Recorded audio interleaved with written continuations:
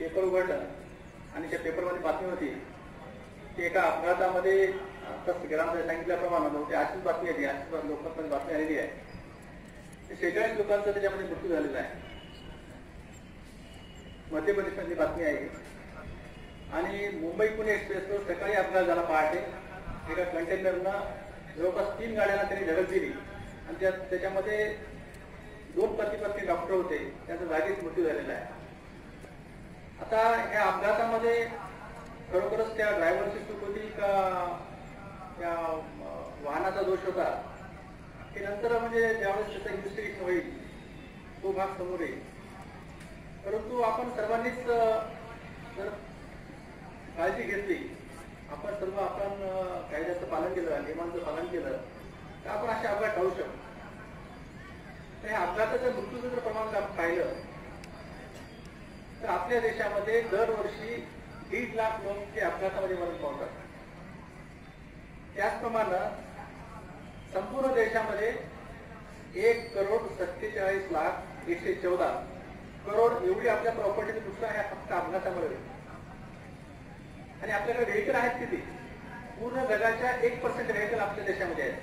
परंतु आपल्या देशामध्ये अपघाताचं प्रमाण हे 11% आहे. याचं कारण हे आहे की आपण आपल्या देशामध्ये आपण नियमांचं पालन करत नाही.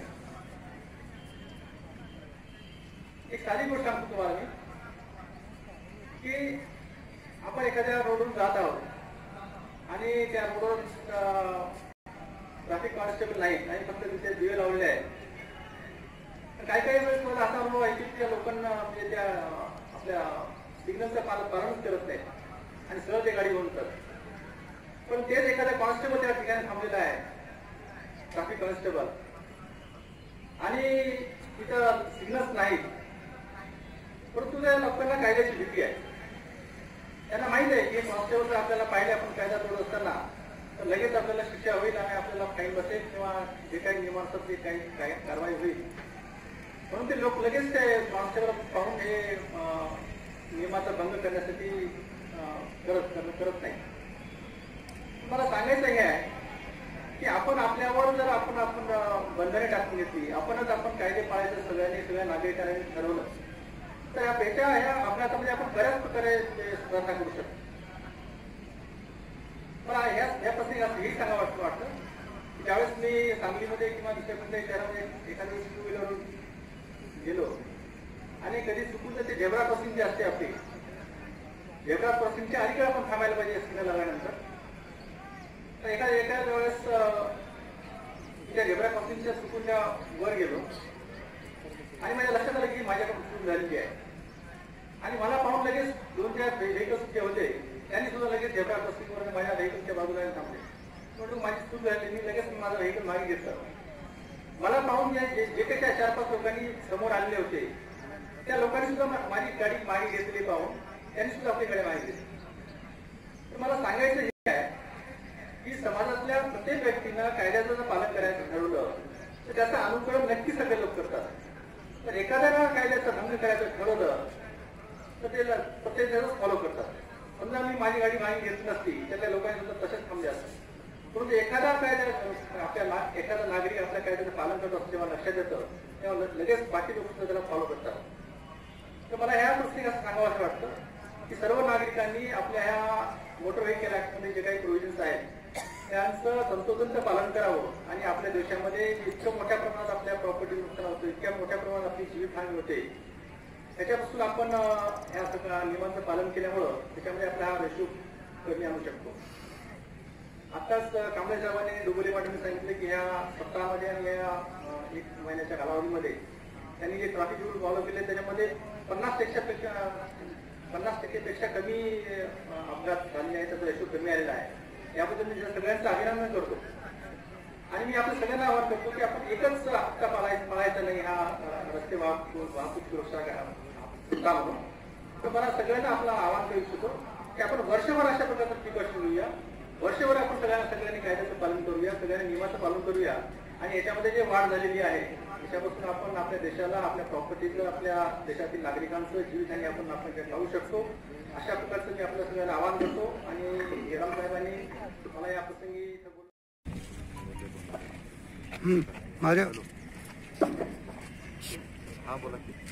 यानंतर ट्रान्सपोर्ट असोसिएशनचे अध्यक्ष श्री बाळासाहेब कलशेटे साहेब यांचाही सत्कार आपण या ठिकाणी सन्मान्य अतिथींच्या हस्ते करतो आहे।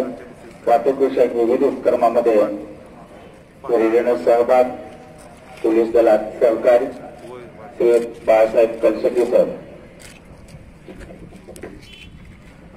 यानंतर ड्रिल इन्स्पेक्टर यांचाही सत्कार आपण सन्मान्य अतिथींच्या हस्ते करतोय।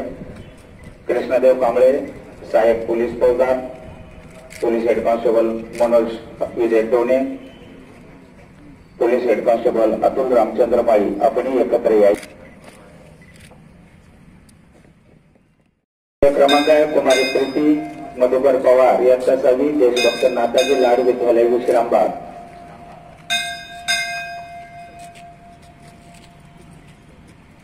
यामध्ये आपण उत्तेजनार्थी दिलेले आहे कुमार ऐश्वर्या महेश कुलकर्णी अभिनव बालक मंदिर विश्रामबाग।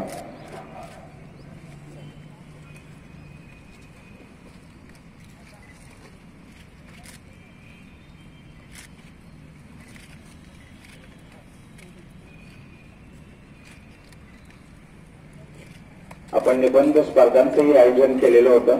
यामध्ये प्रथम क्रमांक कुमारी वेदिका शिवप्रसाद तुपकर प्रज्ञा प्रबोधिनी प्रशाला विश्रामबाग। निबंध स्पर्धा प्रथम क्रमांक कुमारी वेदिका शिवप्रसाद तुपकर प्रज्ञा प्रबोधिनी प्रशाला विश्रामबाग। द्वितीय क्रमांक आहे कुमारी भार्गवी दत्तात्रय चव्हाण अभिनव बालक दीक्षित गेडांकर पोलीस अधीक्षक Sangli, Manisha Dugule madam additional SP, त्याचबरोबर आरटीओ विलास कांबळे साहेब, तसेच सर्व शालेय विद्यार्थी, संघटनेचे सर्व पदाधिकारी। नियमाचे जे नियम आहेत किंवा कायदा आहे त्याचं पालन झालं पाहिजे, याची गरज का आहे? कारण इतर कायदे जे आहेत त्याचं उल्लंघन केलं त्याची शिक्षा होते, परंतु वाहतूक नियमन एक असा विषय आहे की जर त्या नियमांचं उल्लंघन केलं आणि त्यामधून जर एखादा अपघात घडला तर त्याला माफी नाही असं आपण म्हणू शकतो। कारण एखादी चूक आपण केली परत करणार नाही असं आपण म्हणू शकतो, परंतु एखादा अपघात झाला त्यामध्ये एखादी जीवितहानी होण्याची शक्यता असते किंवा एखादा अवयव निकामी होण्याची शक्यता असते, त्यावेळेस आपण म्हणू शकत नाही की आता चुकलो परत होणार नाही।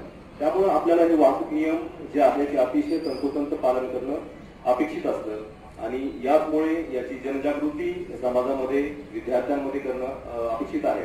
त्यामुळे हा रस्ता सुरक्षा अभियान आपण दरवर्षी साजरा करत असतो।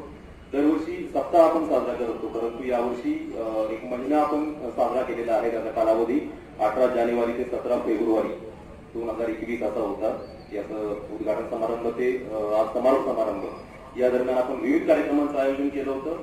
त्यामध्ये विविध जनजागृती प्रबोधनपर कार्यक्रम घेण्यात आले, विद्यार्थ्यांसाठी चित्रकला निबंध स्पर्धा याचं आयोजन करण्यात आलं होतं।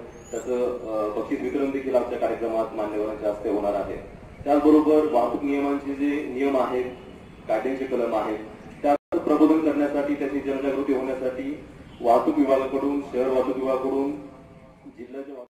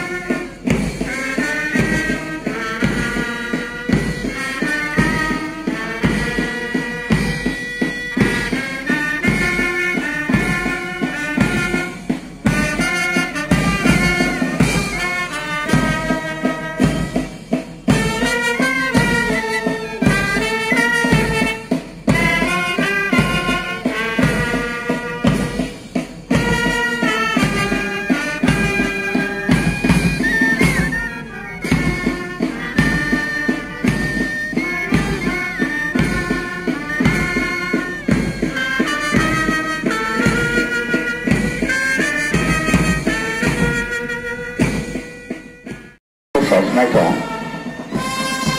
रस्ता सुरक्षा अभियानासोबतच राज्यात सडक सुरक्षा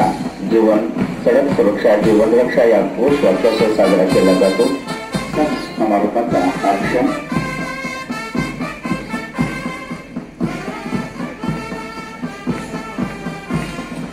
संचलन करत हे बालसैनिक मंचाच्या समोर येत आहेत. बसावा. नागरिकांमध्ये वाहतुकीच्या नियमात